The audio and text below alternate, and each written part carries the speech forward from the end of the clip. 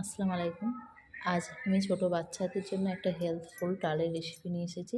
তার জন্য নিয়ে নিয়েছি এখানে ডাল, পেঁয়াজ, আলু, টমেটো, সয়াবিন, তেল, লবণ আর একটু হলুদ।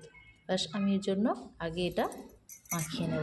পেঁয়াজটা দিয়ে দিলাম, সয়াবিন, আলু সব কিছুই দিয়ে দেবো। একটু তেল দিয়ে দেবো, সর্ষের তেলে দিয়ে আমি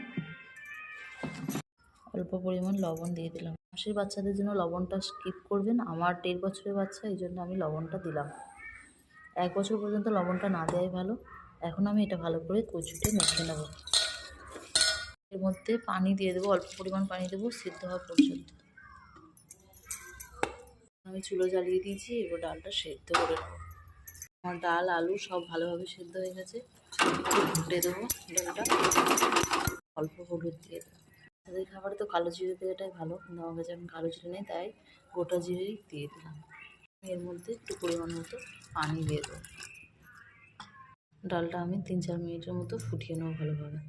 সুন্দরভাবে ফুটিয়ে নিয়েছি, এবার আমার ডালটা হয়ে গেছে। আর এই ডালের পানিটা খুবই উপকারী। 6 মাসের বাচ্চাদের এই পানিটা 10টার সময় খাওয়াতে পারে। আল্লাহ হাফেজ। আসসালামু আলাইকুম। আমার ভিডিও ভালো লাগলে লাইক, কমেন্ট এবং শেয়ার করে অপরজনকে দেখার সুযোগ করে দেবেন।